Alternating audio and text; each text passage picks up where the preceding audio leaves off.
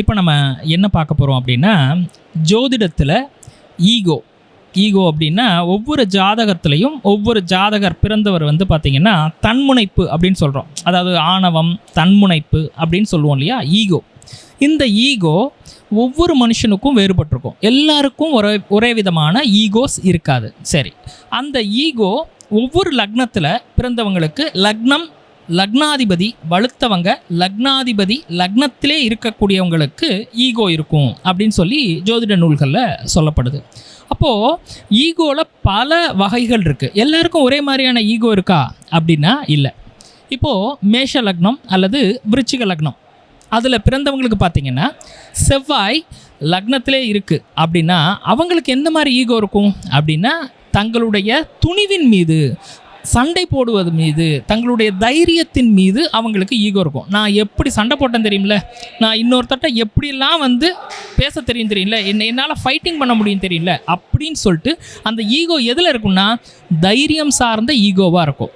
இது மேஷ லக்னம், விருச்சிக லக்னம், இந்த 2 லக்னத்துக்கும் பொருந்தும் இது.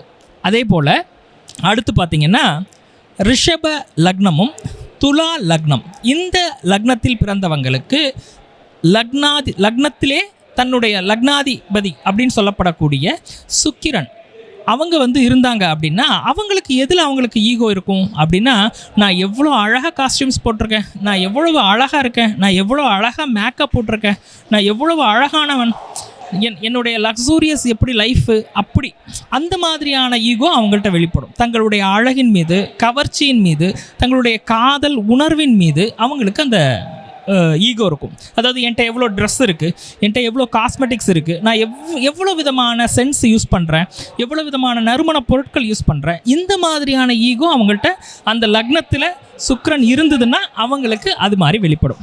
அடுத்து பார்த்திங்கன்னா மிதுனம் மற்றும் கன்னி, இந்த 2 லக்னத்திலையும் புதன் தொடர்பு பெறுது. அந்த லக்னத்திலேயே லக்னாதிபதியான புதன் தொடர்பு படும்போது இவங்களுக்குள்ள தன்முனைப்பு ஈகோ அப்படிங்கிறது எது மாதிரி இருக்கும் அப்படின்னு பார்த்தோம்னா வித்யா கர்வம் அப்படின்னு சொல்லுவாங்க. அதாவது தான் கற்ற கலைகள் மீது, தன்னுடைய பேச்சின் மீது, தன்னுடைய நிபுணத்துவத்தின் மீது, நான் எவ்வளோ புக்ஸ் படிச்சிருக்கேன் தெரியுமா, நான் வந்து எவ்வளோ விதமான கலைகள் கற்றவன் தெரியுமா, நான் எப்படி கணிப்பன் தெரியுமா, என்னுடைய லாஜிக்கல் பிரைன்ஸ் எப்படிப்பட்டது தெரியுமா, இது போல் நான் எத்தனை பேப்பரை தொட்டவன் தெரியுமா, எத்தனை புக்ஸை படித்தவன், எத்தனை லைப்ரரிக்கு போனவன், எத்தனை பேர்கிட்ட நான் பேசினவன், இது போன்ற ஈகோ அவங்கள்ட்ட வெளிப்படும்.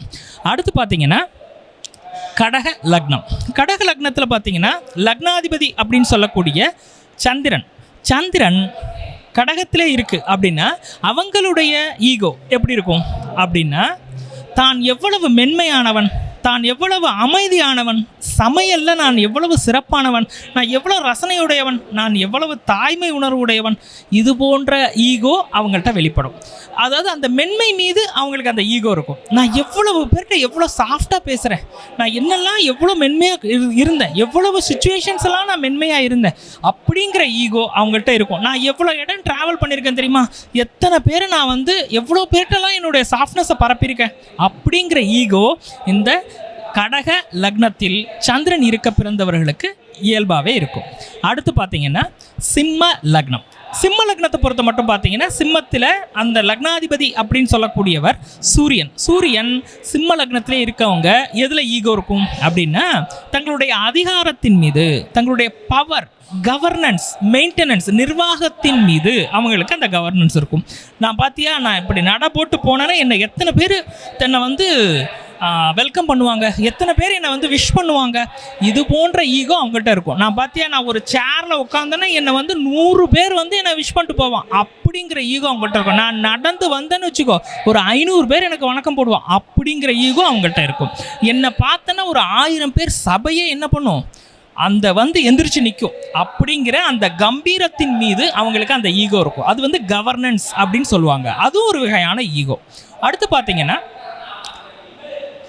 தனுசு லக்னம், மீன லக்னம், இந்த 2 லக்னத்தில் பிறந்தவர்களுக்கு என்ன பண்ணுவாங்க, இவங்களுடைய லக்னாதிபதி யார் அப்படின்னா குரு பகவான் அந்த லக்னத்திலே இருந்தால் இவங்களுடைய ஈகோ எதை சார்ந்ததாக இருக்கும் அப்படின்னு பார்த்தீங்கன்னா ஹானஸ்ட், தன்னுடைய ஒழுக்கம், மாறல், நான் எப்படி இருக்கேன், நான் எவ்வளோ டிசிப்ளினாக இருக்கேன், நான் எவ்வளோ ஒழுக்கமாக இருந்திருக்கேன், எந்தெந்த மாதிரியான சுச்சுவேஷன்ஸ் எல்லாம் நான் ஒழுக்கமாக இருந்திருக்கேன், எந்த மாதிரியான மாறல் நான் கடைபிடிச்சேன், நான் இந்த இடத்துல இப்படி நடந்ததே நான் அப்படி இருந்தேனா அப்படிங்கிற ஈகோ அவங்களுக்கு இருக்கும். என்னுடைய இந்த மாதிரி ஒரு கிரிட்டிக்கல் சுச்சுவேஷனில் கூட, ஒரு தவறான ஒரு இடங்களில் கூட நான் என்னுடைய நேர்மை தவறவில்லை அப்படிங்கிற ஈகோ, மரியாதை, நான் வந்து எத்தனை பேருக்கு நான் மரியாதை செலுத்துகிறேன் அப்படிங்கிற ஈகோ அவங்களுக்கு இருக்கும்.